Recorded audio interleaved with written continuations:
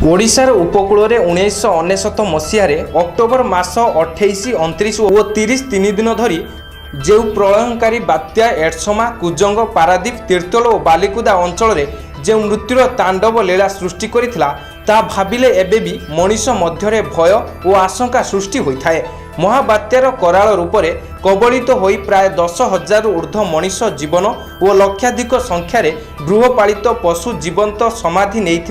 से करुण और हृदय विदारक चित्र एबे भी जनसाधारण को भय और अहेतुक आशंकार जर्जरित करदेउछि। एही महाबात्या को इतिमध्य 19 वर्ष पूरिबा को बसिलानी। समग्र अंचल में यह महाबात्यार स्मृति को मन पकाई प्रशासन और विभिन्न अनुष्ठान मानक तरफ महाबात्यार स्मृतिचारण सहित प्रशासन तरफ बात्या विपर्यय प्रशमन दिवस पालित होउछि।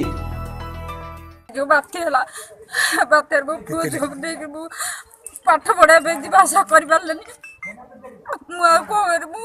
असुविधा रही जो घर पानी पशिगला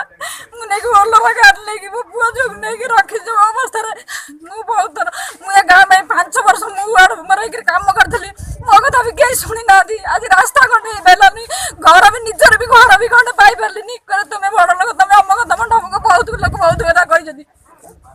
आज मुझे कहीं गाँ छाड़ी गली सार जो यही स्कूल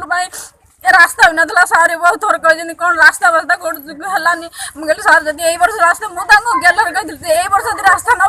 गाँ छाड़ी पड़ेबी कि प्रकृति में मुझे गाँ छाड़ी पड़े कौन पाई जाइए आज ये गाँ पाई जाइए गाँव अवस्था देखिए 6टा 7टा 6टा समय हेला आम घर बाहर पड़ू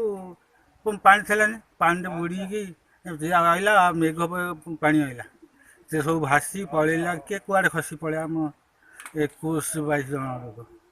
मु भासी भासी बलपुर स्कूल थी शनिवार शुक्रवार है शनिवार बेलपुर से आनी लोक आसिक गले गोड़ ये भांगी अवस्था ये आपन परिवार केते जन बात्या रे मरथिले बात्या 21 जन आपन परिवार 21 जन जाथिले बापा माँ भाई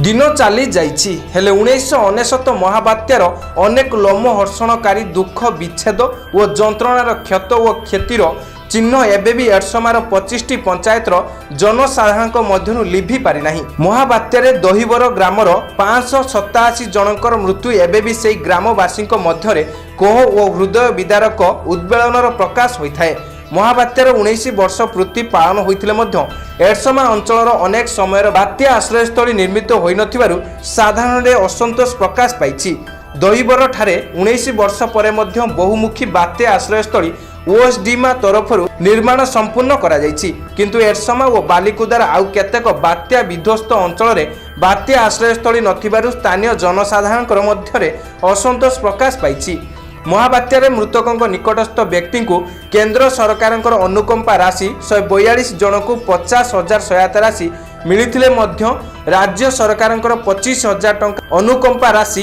एपर्यंत किछि लोक पाई नथिबा एडसमा अंचल रे अभियोग होइछि। स्थानीय बालिकुदा एडसमा विधायक प्रशांत कुमार मुदुली मतामत जानिबा परे से कहिले जे 1999 मसीह महाबात्यारे संपूर्ण ध्वस्त विध्वस्त उजुड़ा एडसमार चित्र को बदलैबा पई राज्य सरकार तरफ गमनागमन शिक्षा स्वास्थ्य और बात्या आश्रयस्थली युद्धकालीन भित्तिरे निर्माण करा जाय एडसमार पूर्व स्थिति को फेरा जाय पारिछि। आज एडसमा ब्लॉक ओडिशार एक आगुआ ब्लॉक रूपे परिगणित हेउछि। महाबात्यार स्मृति को मने पकाई बालिकुदा एडसमा अंचलर स्मृतिर सेही पाउंस तळु अनेक दुख भरा कोह और विच्छेद को साउंड थिबा मने हेउछि। प्रत्येक